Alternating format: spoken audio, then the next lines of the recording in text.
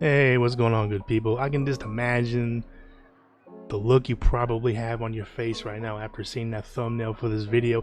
Is Hassan Piker being exploited? And I'm here to argue, yes, he is. In fact, that he is. But that's what I'm gonna do here on this edition of New Socialist Era, bringing it to you as I always do, freedom and liberty style. So if you could, smash all the buttons, subscribe if you haven't already, and don't forget to leave a comment down below, good, bad, or ugly. But yeah, this really isn't clickbait. It really isn't. It seems like it, but it's not. But I've been doing some thinking about this for quite some time, and Hassan's situation can quite frankly apply to a lot of other people. Even though you're probably screaming at the screen, I don't know if you're doing that, but probably at least thinking, well, Hassan's rich. Hassan's rich. He's got a lot of money. How can he be exploited or being exploited if he's got a lot of money? The thing is, Hasan is well off or very well off, and it still doesn't detract the fact that he's still working for basically an economic authoritarian who sets the rules, who sets the pay, who sets the pretty much the terms of the agreement unilaterally. And it's Hasan and many other streamers who do their streaming thing on Twitch. They pretty much gotta take those terms or take it or leave it.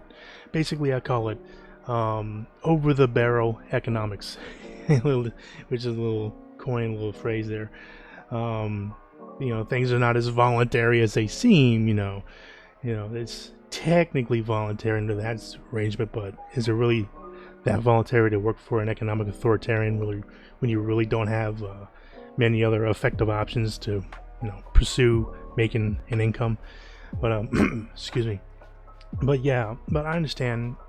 And that's the weird thing is, Hasan isn't that rich. He really isn't. Now I understand some people want to say, "Oh my God, he's got like $2 million. He's worth $2 million. He has a house and a car, so he's filthy rich." I mean, I suppose compared to some poor starving schlep in some developing country, sure. But as far as like being compared to like Jeff Bezos or Elon Musk, like that kind of rich, no. He's not even super rich. But anyway, the fact of the matter is, he is pretty much, if he wants to make the kind of money that he is doing, he has to basically fall in line and do what, or at least adhere to what the terms that Bezos has set for Amazon, which owns Twitch, and he has to do it or else, or he gets fired. And that's the thing. Exploitation is about the unfair treatment of someone, so somebody else can benefit from the work from that unfair treatment.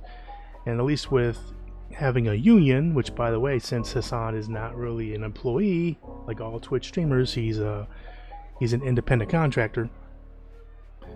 Has less rights and protections than an employee would. So good luck trying to form that Twitch union that people do talk about. But it's just really strange to me that people just assume that Hasan is like super duper rich when he's really not. He is very well off, I'll grant that, but he's still being taken advantage of, and just like many people in society and working their jobs, and even if they're making like 500,000 a year or even $1 million a year, they could be very well be taken advantage of as well for their labor, even though they're doing very well. Are they as in dire straits as someone who's like making $8 an hour, who's flat broke, who has no skills? Probably not. But still, exploitation is exploitation, being taken advantage of in a situation where you basically have no control over your situation in a workplace versus a democratized workplace, even if it's partially democratized, to where at least you have some say over how the business is set up and how it's ran, to where that you're not going to get steamrolled just for the company or the owner to maximize profits any way they can, and to possibly get rid of you at the drop of a hat because it suits them at that particular moment. Then you're back having to look for some other economic authoritarian to work for. But anywho, I thought I'd throw this video out there because I just want to raise awareness that it's not just people at the economic bottom that are getting taken advantage of in an unfair way, but it's people who are also doing very well, or even very, very well. They have to deal with an economic authoritarian that they got to.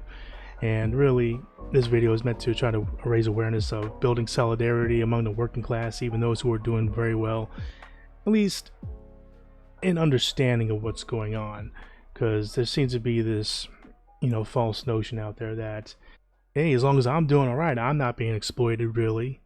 And that's just not true. So if you could leave me a comment down below if you agree or disagree. I'd love to hear from you, good, bad, or ugly.